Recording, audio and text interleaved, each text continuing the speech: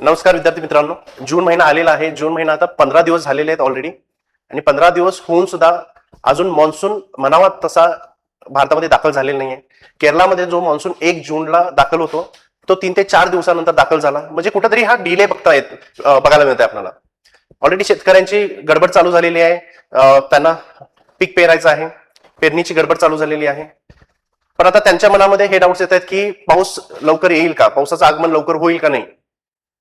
बऱ्याचशा लोकांच्या मध्ये प्रश्नचिन्ह निर्माण होत आहेत. ह्याची कारणं काय आहेत? ग्लोबल वॉर्मिंग आहे की जनरली क्लायमेट चेंज आहे. पण याचं खरं जे काही उत्तर आहे ते कुठं आहे? भारतापासून हजारो किलोमीटर लांब अशा साऊथ पॅसिफिक ओशन मध्ये.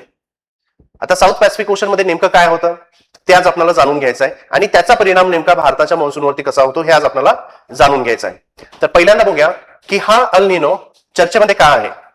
सगळ्यात महत्वाची चर्चा, सगळ्यात महत्वाचं रिझन जे आहे की साऊथ वेस्ट मान्सून जो आहे तो केरळमध्ये 1 जूनला येतो. तो कधी येतो? 1 जूनला. पण तो काय झालेला आहे? तो डिलेड झालेला आहे. जवळजवळ 3 ते 4 दिवसानंतर ऍक्च्युली तो केरळमध्ये आलेला आहे. आणि ह्याचं सगळ्यात महत्वाची कारण काय आहेत? बेसिकली आपण बघूया की ह्याचे सगळ्यात महत्वाची कारण जे आहेत IMD काय सांगितलेले आहेत किंवा मेट्रोलॉजिस्ट जे आहेत ते मेट्रोलॉजिस्टनं काय सांगितलेले आहेत. याचं सगळ्यात महत्वाचं पहिलं कारण आहे ते म्हणजे अल निनो कंडिशन्स. सगळ्यात दुसरं कारण आहे ते म्हणजे Indian ocean dipole, neutral Indian ocean dipole. आणि थर्ड कारण वेस्टर्न डिस्टर्बन्सेस होण्याची शक्यता. सो आपण काय म्हणूया की वेस्टर्न डिस्टर्बन्सेस होण्याची शक्यता. आता हे तिन्ही कॉन्सेप्ट जे आहेत ते आपल्याला 1 बाय 1 बघायचे आहेत. पण आजच्या लेक्चरमध्ये आपल्याला काय बघायचं आहे की अल निनो काय आहे, नॉर्मल कंडिशन्सला काय स्थिती असते, अल निनो झाल्यानंतर काय नेमकं होतं आणि त्याचा परिणाम इंडियन मान्सूनवरती कसा होतो किंवा इंडियन इकॉनॉमीवरती कसा होतो हे आज आपल्याला बघायचं आहे. आणि त्याच्यावरती राज्यसेवेला किंवा युपीएससीला कशा पद्धतीने प्रश्न विचारला जाऊ शकतो हे सुद्धा आज आपल्याला बघायचं आहे. ठीक आहे. नाव अल निनो म्हणजे नेमकं काय? आता लक्षात ठेवा, अल निनो जो हा कॉन्सेप्ट आहे किंवा हा जो फेनॉमेनॉन आहे तो कुठं होतो? इक्वेटोरियल रिजन जो आहे, कुठं पॅसिफिक ओशन मध्ये इक्वेटोरियल रिजनला होतो. लक्षात घ्या. नॉर्मल कंडिशन्सला काय असतं, what we can say, El निनो जो आहे तर अल निनो कंडिशन्स मध्ये काय होणार आहे, जो काय तुमचा western coast of South America, so what we are talking the western coast of South America. जर काय तुम्ही हा जर काय साऊथ अमेरिका जर घेतला तर याच्या वेस्ट कोस्टला जो आहे इथं जे काही करंट्स असतात ते वॉर्म करंट बनतात. लक्षात ठेवा, western coast of South America as well as in the central part of Pacific Ocean. म्हणजे बघायला गेलं तर हा ईस्टर्न पार्ट कशाचा आहे? पॅसिफिक ओशनचा आहे. आणि हा जो काय मधला पार्ट जो आहे it is the central part of Pacific ocean.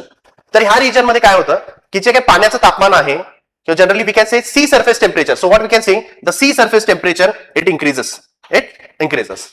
आणि त्याच्यामुळे जे काही तुमचे ट्रेड विंड्स आहेत किंवा भारताकडे जे काही येणारे ट्रेड विंड्स असतात ज्याला मान्सून म्हणतो ते ऍक्च्युली वीक बनतात. आणि वीक होतात म्हणजे जनरली ते भारताकडे येत नाहीत किंवा भारताकडे जे येतात ते वीक असतात. लक्षात ठेवा, त्याच्यामुळे भारतामध्ये पाऊस पडत नाही. सो जनरली अल निनोचा अर्थ काय की हे एका शेतकऱ्यांनी किंवा एका फिशरमॅननी नेमका हा टर्म जो होता तो पॉईंट केला होता किंवा फिशरमॅनने हे सांगितलं होतं की ह्याचा स्पॅनिश वर्ड आहे. लक्षात ठेवा. आणि ह्याला काय म्हटलं गेलंय? द लिटिल बॉय किंवा द क्राइस्ट चाइल्ड. काय म्हणतात त्याला? लिटिल बॉय किंवा क्राइस्ट चाइल्ड. हे पहिल्यांदा नोटीस केलं होतं फिशरमॅननी. जो फिशरमॅन्स आहेत किंवा जे काही मच्छीमारी करणारे लोक असतात त्यांनी पहिल्यांदा हे आयडेंटिफाय केलं होतं. आय थिंक सो जवळजवळ 400-450 वर्षापूर्वी ही संकल्पना आली होती. लक्षात ठेवा. लोकांना हे कळत नव्हतं की 3 ते 5 वर्षानंतर फिश प्रोडक्शन का कमी होते हे त्यांना कळत नव्हतं. आणि अशा वेळेला मग ते जे काही फिशरमॅन होते ते काय करायचे, त्यांचे जे काही फिशिंग नेट्स वगैरे असतात त्याचं रिपेअरिंगचं काम करायचं ते किंवा जनरली स्वतःच्या फॅमिली बरोबर जास्त वेळ घालवायचे अशा ह्या पिरियडमध्ये. ठीक आहे. मग इथं नेमकं परत सांगतो काय होतं की जो काय तुमचा western coast of South America आहे आणि central part of Pacific Ocean आहे ह्याचं जे काही पाण्याचं तापमान आहे, sea surface temperature we are talking about, sea surface temperature काय होतं ह्याचं वाढतं. लक्षात ठेवा. ठीक आहे.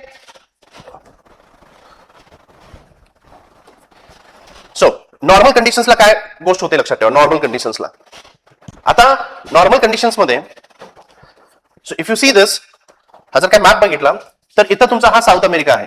काय इथं? South America. आणि इकडे तुमचा ऑस्ट्रेलिया आहे. ऑस्ट्रेलिया. आणि इकडे जर काय गेला तर तुम्हाला इथं भारत आहे, आपला भारत आहे. ठीक आहे. आता ह्या रिजन मध्ये जर काय तुम्ही हा रिजन जर बघितला तर इथं तुमचा ह्या रिजन मध्ये तुमचा हा आहे इक्वेटर. हा आहे इक्वेटर, विषुववृत्त ज्याला आपण म्हणतो. आणि ह्या पट्ट्यामध्ये तुमचे ट्रेड विंड्स ब्लो होतात. So trade winds are blowing in this region. Trade wind ज्याला व्यापारी वारे म्हणतो ज्याला आपण. ठीक आहे. Because of this trade winds काय होतं जे काही इथलं वरचं जे काही गरम पाणी आहे किंवा वरचं जो काही सरफेसचं जे काही गरम पाणी असतं ते ट्रेड विंड्स काय करतायत, ते ट्रेड विंड्स यांना इकडं डायव्हर्ट करतात. हे वरचं पाणी इकडच्या बाजूला जाते, ते म्हणजे कुठं जाते, the coast of the Australia, eastern coast of the Australia. त्याच्यामुळे गरम पाणी इकडे गेल्यामुळं इथलं जे काही टेम्परेचर आहे, सी सरफेस टेम्परेचर इथं वाढतं.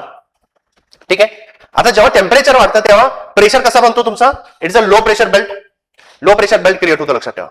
पण आता इकडचं पाणी इकडे गेल्यामुळे जनरली काय होतं, जे काही खालचं पाणी आहे म्हणजे समुद्राच्या तळातलं जे काही पाणी आहे, बॉटम ऑफ द ओशन जे काही पाणी असतं ते थंड असतं आणि ते वरती यायला चालू होतं. So you can see the bottom of the ओशनचं जे काही पाणी असणार आहे ते वरती यायला चालू झालं, ते वरती यायला चालू होतं, लक्षात ठेवा. आणि त्याच्यामुळं इथं तुम्हाला कोल्ड करंट बघायला मिळतात. So you can see here the cold current, म्हणजे इथलं जे काही पाणी असतं सरफेसवरचं western coast of South America ते कसं असतं, आता थंड असतं. So basically we can say it has the cold water, that is nothing but it is a cold current. It's a cold current. आता ज्या ठिकाणचं पाण्याचं तापमान जे काही कमी असतं म्हणजे कोल्ड करंट्स आहेत, त्याच्यामुळे काय होतं, इथलं टेम्परेचर कमी असल्यामुळे जनरली इथं हाय प्रेशर बेल्ट तयार होतो. काय डेव्हलप होतो, high pressure belt is been developed. म्हणजे बघा आता ऑस्ट्रेलियाच्या कोस्टला तुम्हाला लो प्रेशर बेल्ट तयार झालाय, साऊथ अमेरिकेच्या कोस्टला हाय प्रेशर बेल्ट तयार झालाय. Now because of the pressure difference, what happens, this particularly winds they blow from this particularly we can say South America, from the South America towards the ऑस्ट्रेलियाकडे व्हायला चालू होतात ते, लक्षात घ्या. कारण का, वारे कुठून कुठं वाहत आहेत, high pressure to the low pressure.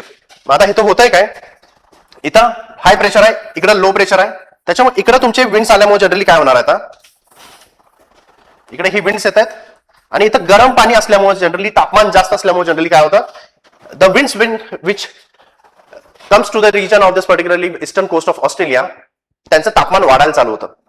So तापमान वाढल्यामुळं ते काय होतं, basically they start to become lighter and lighter and they start to move up, वरती जायला चालू होतात. आणि जसं हे विंड्स वरती जायला चालू होतात त्यांचं तापमान कमी व्हायला चालू होतं, which is called as a normal lapse rate. आणि त्यामुळे हे वारे थंड झाल्यामुळे generally we can say the cloud formation takes place and here you are getting the rainfall, आणि इथं तुम्हाला पाऊस पडतो. आणि परत हेच वारे इकडे जाणार आहेत आणि इथं they will start to descent, इथं खाली यायला चालू करतात, लक्षात ठेवा. आणि ही एक सायकल तयार होते आणि ह्या सायकलला म्हणतो आपण वॉकर सेल. ह्याला काय म्हणतो आपण, वॉकर सेल और वॉकर सर्क्युलेशन. आणि हेच वारे जे असतात हे पुढे जाऊन भारताकडे येतात, लक्षात ठेवा. हे नॉर्मल कंडिशन्सला आहे. परत एकदा लक्षात ठेवा, नॉर्मल कंडिशन्सला काय असतं, western coast of South America गरम पाणी असणार आहे. So basically because of that cold conditions असणार आहेत. आणि कोल्ड कंडिशन्सला असल्यामुळे जनरली काय होतं, इथलं टेम्परेचर जे आहे ते कमी असल्यामुळे जनरली इथं हाय प्रेशर बेल्ट डेव्हलप होतो. Western coast of Australia, eastern coast of ऑस्ट्रेलियाला काय असणार आहे, गरम पाणी असणार आहे, त्याच्यामुळे इथलं टेम्परेचर जास्त असतं. टेम्परेचर जास्त असल्यामुळे इथं लो प्रेशर बेल्ट असणार आहे, त्याच्यामुळे वारे साऊथ अमेरिकन कोस्ट पासून ऑस्ट्रेलियन कोस्टकडे येतात, लक्षात ठेवा. हे नॉर्मल कंडिशन्सला होणार आहे. आता अल निनोच्या वेळेला काय होतं, लक्षात घ्या. अल निनोच्या वेळेला आता जी काही वॉकर सेल जी काही नॉर्मल डेव्हलप झालेली असते आता ती रिव्हर्स होते. ह्याचं कारण काय, लक्षात घ्या.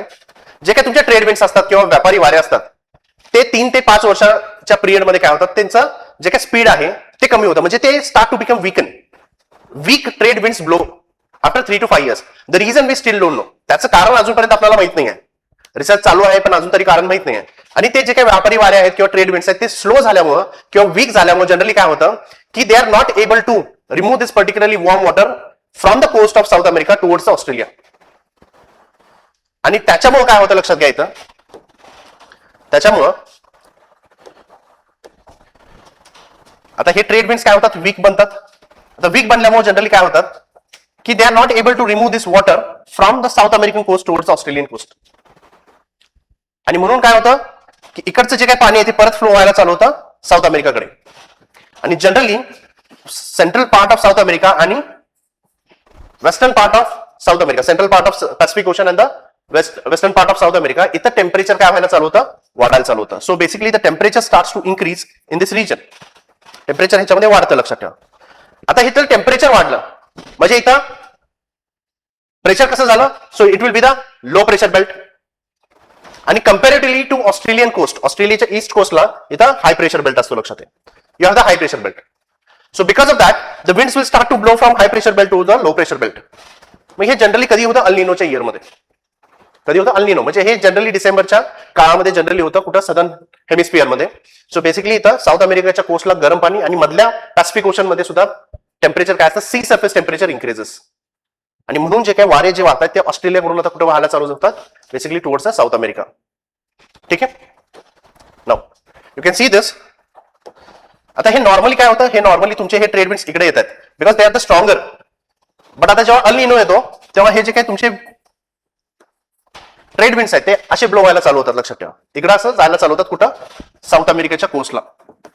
त्यामुळे भारतामध्ये ह्याच्या कारणामुळे काय होतं की भारताकडे जे काही विंड्स येत होते पहिल्यांदा नॉर्मल कंडिशन्स मध्ये, they start to become weaken again. आणि जर काय भारताकडे जे काही वारे येत होते पहिल्यांदा तेच जर आता येत नाहीयेत अल निनो आल्यामुळं, तर भारतामध्ये मॉइश्चर कोण आणणार, बिकॉज हेच जे काही ट्रेड विंड्स असतात they start to blow over India as a south west monsoon winds. आणि जेव्हा ते साऊथ वेस्ट मॉन्सून विंड्स म्हणून भारताकडे येत असतात तर जनरली काय होतं, they start to carry the moisture carry केला जातो कुठून, तुमच्या ह्या इंडियन ओशन मधून, आणि भारतावरती पाऊस पडायला मदत होते. लक्षात घ्या. पण आता तर काय झालेलं आहे, तुमचे जे काही ट्रेड विंड्स आहेत they have become weakened, and because of that India will be receiving very less amount of basically we can say winds, और जे काही विंड्स भारताकडे येतात ते ड्राय विंड्स असणार. लक्षात घ्या. So you can see the Walker cell now reverses. Walker cell काय होते, रिव्हर्स होते, कारण का इथला टेम्परेचर वाढले. आता ह्या रिजन मध्ये लक्षात ठेवा, प्रेशर जेव्हा आपण डिफरन्स काउंट करत असतो तर आपण एकतर साऊथ अमेरिकेच्या कोस्टला म्हणजे पेरुवियन कोस्ट जो आहे त्या ठिकाणी आपल्याला प्रेशर काउंट करायचा असतो, पण ऍक्च्युली आपण प्रेशर कुठे काउंट करतो, हैती नावाचे जो काय बेट आहे, जो काय सेंट्रल पॅसिफिक साऊथ पॅसिफिक मध्ये आहे, तिथला आपण प्रेशर काउंट करतो. आणि जो काय ऑस्ट्रेलियाच्या कोस्टला डार्विन आहे, डार्विन मधला आपल्याला प्रेशर काउंट करायचं असतं. म्हणजे हैतीला तुम्हाला लो प्रेशर लागतो, सॉरी हाय प्रेशर लागतो, आणि डार्विनला हा लो प्रेशर बेल्ट पाहिजे असतो. पण आता अल निनो मध्ये काय झालं तुमचा, आता जो काय तुमचा हैती आहे किंवा जनरली आपण म्हणूया western coast of the South America, इथं प्रेशर काय झालेलं आहे, low pressure belt has been created. Low pressure belt has been created. So because of that the winds will start to blow from Australia towards this region. बरोबर. त्यामुळे आता लक्षात ठेवा, वारे जे काही येत आहेत ऑस्ट्रेलियनच्या कोस्ट पासून, the winds which are blowing from the Australian coast towards the Haiti or the South America, they start to become warmer and warmer, they become lighter, they start to move up and they form the clouds. आणि ढग तयार झाल्यामुळे generally तुम्हाला पाऊस आता इथं बघायला मिळतो किंवा जनरली इकडे बघायला पाऊस मिळतो. लक्षात ठेवा. आता ही वॉकर सेल रिव्हर्स झाली, काहीतरी वॉकर सेल ही रिव्हर्स झाली. लक्षात घ्या. म्हणजे ह्याचा अर्थ काय, आता विंड्स कुठून कुठं ब्लो होत आहेत, from Australia towards south America. म्हणजे भारताकडे जे काही विंड्स येतात ते खूप कमी प्रमाणामध्ये विंड्स येतात. लक्षात घ्या. आणि this condition takes place during the El Nino event, आणि म्हणून भारतामध्ये पाऊस कमी पडतो. लक्षात घ्या. सी आता इमेज मध्ये तुम्हाला लक्षात येईल की जनरली बघा नॉर्मल कंडिशन्स मध्ये काय होतात, पेरू जो काही कोस्ट आहे इथून वारे अशा पद्धतीने इकडून ऑस्ट्रेलियाकडून भारतामध्ये येतात. लक्षात ठेवा. ह्याला म्हणतो आपण मॉन्सून. पण आता अल निनोच्या इव्हेंट मध्ये काय म्हणतात की आता ह्यांची दिशा जी आहे ती बदलते. आता wind start to blow from Australia to the South America, आणि म्हणून भारताकडे विंड्स येत नाहीत. ठीक आहे. आता अल निनो इव्हेंट मध्ये काय काय होतं लक्षात घ्या. 3 गोष्टी होतात त्याच्यामध्ये. पहिला मुद्दा, सी सरफेस टेम्परेचर जे आहे ते वाढतं. Sea surface temperature it increases. But ते कुठं वाढतंय, at the coast of Peruvian coast, or basically we can say western coast of South America. Western coast of South America. First thing. Second thing काय होतात, जे काही equatorial trade winds असतात they start to become weakening of the trade winds. Trade wind जे काही तुमचे from the east to west वाहत होते ते वीक बनतात, आणि वीक झाल्यामुळे जनरली ही कंडिशन होते, आणि winds blow from the Australia towards the South America, he condition व्हायला चालू होते. आफ्टर दॅट कोस्टल अपवेलिंग जे आहे, कोस्टल अपवेलिंग म्हणजे जनरली जे काय बॉटम ऑफ द ओशन मधले जे काही थंड पाणी असणार आहे किंवा समुद्राच्या खालचं जे काही थंड पाणी असणार आहे ते वरती यायला चालू होत नाही. लक्षात ठेवा. म्हणजे वरती येत नाही, कारण का वरचं जो काही पाणी आहे ते टेम्परेचर तिथंच राहतं, किंवा ते सी सरफेसवरचं जे काही टेम्परेचर आहे ते वाढलेलं असतं, किंवा तिथून ट्रेड विंड्स वीक झाल्यामुळे तिथलं पाणी बाहेर फेकलं जात नाही. लक्षात ठेवा. त्याच्यामुळे खालून पाणी वरती येण्याचा संबंधच नसतो. आणि हे झाल्यामुळे जनरली काय होतं की इथलं टेम्परेचर वाढतं. पण बेसिकली काय होतं की जेव्हा समुद्राचं खालचं पाणी जेव्हा वरती येत असतं, cold water, when it starts to rise up, खालचे जे काही न्यूट्रियंट्स आहेत ते कुठे येतात, वरती येतात. लक्षात ठेवा. आणि न्यूट्रियंट जेव्हा सी सरफेसला येतात तेव्हा काय होतं की तिथले जे काही फायटोप्लॅन्क्टन्स आहेत ते वाढतात आणि फायटोप्लॅन्क्टन्स वाढल्यानंतर तिथले जे काही फिश प्रोडक्शन आहे ते सुद्धा वाढतं. पण अल निनो इव्हेंटमध्ये काय होतं की तुमचं जे काही तळातलं पाणी जे आहे थंड पाणी ते वरती येत नाही आणि वरती न आल्यामुळे जनरली काय होतं की इथलं फिश प्रोडक्शन वाढत नाही किंवा जनरली आपण म्हणूया की फायटोप्लॅन्क्टनचं प्रोडक्शन कमी होतं आणि त्याच्यामुळे फिश प्रोडक्शन कमी होतं. त्याच्यामुळे मच्छीमारांच्या वरती सुद्धा हा परिणाम बघायला मिळतो. लक्षात ठेवा, ह्या 3 महत्वाच्या गोष्टी आहेत ज्या तुम्हाला अल निनो इव्हेंटमध्ये बघायला मिळतात. नाव ह्याचा परिणाम भारतावरती कसा होतो, इंडियन मॉन्सूनवरती म्हणा किंवा भारताच्या इकोसिस्टमवरती म्हणा, इकॉनॉमीवरती म्हणा, ह्याचा परिणाम काय होतो. सगळ्यात पहिला मुद्दा म्हणजे मॉन्सून विंड जे असतात ते वीक बनतात. म्हणजे मॉन्सूनची जे काही विंड्स असतात ते भारताकडे कमी येतात. लक्षात ठेवा, किंवा ते खूप हळूवारपणे येतात, कमी येतात म्हणा किंवा वीक बनतात. आणि ह्याच्यामुळे जे काही तुमचं मॉइश्चर आहे from the Indian Ocean, Arabian Sea, bay of Bengal, ते कमी येतं भारतावरती आणि त्याच्यामुळे भारतावरती पाऊस कमी पडतो. हा सगळ्यात महत्वाचा पहिला फॅक्टर किंवा आपण म्हणूया इम्पॅक्ट होतो. Second, it is a deficient rainfall. Obviously जर काय मॉन्सूनच वीक असेल तर रेनफॉल कमी येणार तुमच्याकडे. कारण का मॉन्सून जे काय तुमच्याकडे काय आणताय मॉइश्चर आणताय ते मॉइश्चरच नाहीये, मॉइश्चर सफिशियंट नाहीये. आणि जर काही मॉइश्चर सफिशियंट नसेल तर रेनफॉल काय होणार आहे, तुमची डिफिसिट होणार आहे. ह्या वर्षी IMDनं काय सांगितलेलं आहे की लेस दॅन नॉर्मल रेनफॉल म्हणजे 90% of the normal rainfall will be receiving, किंवा कदाचित ह्याच्यापेक्षा सुद्धा खाली आपल्याला रेनफॉल मिळू शकतो. लक्षात ठेवा. So we can receive less than 90% of the rainfall also, but right now it is predicting that we will be receiving only 90% of the normal rainfall. हा सेकंड मुद्दा. थर्ड मुद्दा काय, राईज इन टेम्परेचर. आता temperature का वाढतं हा विचार करा. जर काय मॉइश्चर जर काय भारतावरती नाही आला, ऑलरेडी भारतात जो काय सन आहे आता सध्याच्या सूर्य जो आहे तो कुठं आहे, ट्रॉपिक ऑफ कॅन्सरच्या आसपास आहे. लक्षात ठेवा. त्याच्यामुळे भारतावरती खूप जास्त प्रमाणामध्ये इन्सुलेशन पडतात, सूर्याची किरण खूप जास्त प्रमाणावरती पडतात. आणि जर काय भारतामध्ये जर काय पाऊसच पडला नाही तर हे तापमान अजून जास्त वाढणार. लक्षात ठेवा. तापमान जनरली पावसाळ्यामध्ये कमी काय येतं, कारण का भारतामध्ये पाऊस पडतो आणि मॉइश्चर असल्यामुळे जनरली ते मॉइश्चर काय करतं, जे काही हीट आहे ते ऍब्झॉर्ब करते. लक्षात ठेवा. पण आता हीट जे ऍब्झॉर्ब करण्यासाठी तुम्हाला जर काही पाऊसच पडत नसेल तर साहजिक आहे तापमान वाढणार आहे. गारवा ऍटमॉस्फिअर मध्ये कधी असतो, जेव्हा तुमचं टेम्परेचर कुणीतरी ऍब्झॉर्ब करतं. आता ऍब्झॉर्ब करणारा हा इथं व्यक्ती कोण होता, तो होता म्हणजे पाऊस, म्हणजे पाणी. पण आता पाणी जर पडत नसेल तर तापमान ऑब्व्हियसली वाढणार आहे तुमचं, आणि हे रिजनल व्हेरिएबिलिटी येणार आहे. लक्षात ठेवा. मग आता ते काय तुम्हाला असं नाही की सगळीकडेच तापमान वाढणार आहे. काही ठिकाणी खूप जास्त पाऊस पडण्याची शक्यता पण आहे, काही ठिकाणी खूपच कमी पाऊस पडणार आहे. लक्षात ठेवा. त्यामुळे रिजनल व्हेरिएबिलिटी येणार. काही ठिकाणी पूर पण येण्याची शक्यता आहे. असं नाही होत की पाऊस कमी पडतोय म्हणजे पूर्ण भारतामध्ये पाऊस पडणार नाही. काही ठिकाणी तुम्हाला पाऊस भरपूर जास्त पण पडू शकतो. So it has a regional variability. Then we can say water scarcity. Obviously जर काय भारतामध्ये जर काय पाऊसच नाही पडला तर generally will be facing the water scarcity. आणि वॉटर स्केअरसिटी आहे म्हणून जनरली काय बघायला मिळतं आपल्याला, द इन्क्रीज ड्रॉट कंडिशन्स. आता ह्याच्यामुळे काय होणार आहे लक्षात ठेवा, जे काही तुमचे रिझर्वायर्स आहेत म्हणजे धरणं वगैरे आहेत किंवा लेक्स आहेत, रिव्हर्स आहेत, त्यांच्यामध्ये पाणी खूप कमी असणार. लक्षात घ्या. किंवा ग्राउंड वॉटर जे आहे ते ग्राउंड वॉटर रिचार्ज जास्त होणार नाहीये, त्याच्यामुळे ग्राउंड वॉटरमध्ये सुद्धा पाणी कमी असणार आहे. त्यामुळे तुमच्या बोरवेल्सला सुद्धा पाणी कमी लागणार. लक्षात घ्या. आणि हेच होत असता तुमच्याकडे ड्रॉट कंडिशन्स येण्याची भरपूर दाट शक्यता आहे. लक्षात ठेवा. या वर्षी त्याच्यामुळे क्रॉप फेल्युअर होण्याची शक्यता भरपूर वाढते. So we can say crop failure. कारण का पाणी जे आहे ते ऍग्रिकल्चरसाठी खूप जास्त महत्वाचं आहे. आणि जर काय ऍग्रिकल्चरसाठी तुमच्याकडे जर काय पाऊसच पडला नाही तर पिकांना पाणी कुठून मिळणार. पिकांना जर पाणी नाही भेटलं तर क्रॉप फेल्युअर विल स्टार्ट. हा पहिला मुद्दा. सेकंड मुद्दा काय की टेम्परेचर खूप जास्त वाढतं आणि टेम्परेचर खूप जास्त वाढल्यामुळे इव्हॅपोरेशन जे असतं ते इव्हॅपोरेशन पण खूप जास्त वाढतं. लक्षात ठेवा. त्याच्यामुळे अजून जे काही तुमचं ड्राईंग असतं क्रॉपचं ते ड्राईंग सुद्धा खूप व्हायला चालू होतं. लक्षात घ्या. So basically because of that crop failure starts. आणि ह्याचा परिणाम कशावरती होतो, आपल्या फूड सिक्युरिटीवरती. कशावरती, फूड सिक्युरिटीवरती. त्याचा परिणाम नक्कीच फूड सिक्युरिटीवरती होणार आहे. लक्षात ठेवा. सो बेसिकली जे काही आपले सस्टेनेबल डेव्हलपमेंट गोल्स आहेत, सस्टेनेबल डेव्हलपमेंट गोल्स ते अचीव्ह करायला आपल्याला प्रॉब्लेम येईल. बरोबर.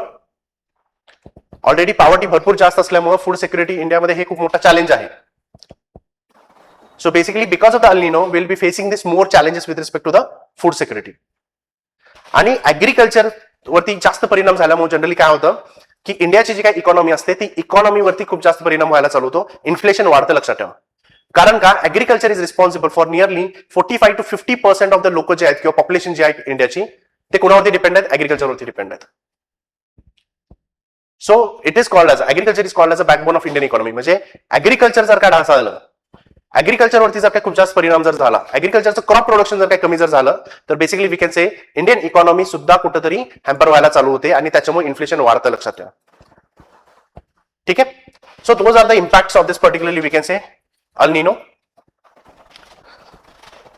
नाउ आता युपीएससीला किंवा एमपीएससीला हे का महत्वाचं आहे, कारण का ह्याच्यावरती प्रश्न विचारला जाऊ शकतो, लक्षात ठेवा, मेन्सला. So what can be the question, कारण का हे करंट अफेअर्स मध्ये आहे म्हणून जनरली हा क्वेश्चन विचारला जाऊ शकतो. ह्या वर्षीची काय मुख्य परीक्षा आहे त्याच्यावरती प्रश्न विचारण्याची खूप शक्यता आहे. 15 मार्काला किंवा 10 मार्काला जनरली प्रश्न विचारला जाऊ शकतो. So what can be the question, explain the phenomenon of El Nino. El निनो एक्सप्लेन करा सिंपल भाषेमध्ये. अल निनो काय हे एक्सप्लेन करायला पाहिजे आपल्याला पहिल्यांदा. Second, what are its impact on India, भारतावरती त्याचे परिणाम काय होतात हे तुम्हाला सांगायचं. आता आन्सरचं स्ट्रक्चर कसं असायला पाहिजे हे समजून घ्या. तुम्हाला पहिल्यांदा introduction, body and the conclusion करायला पाहिजे. So what you can do, you can start with the definition and the origin.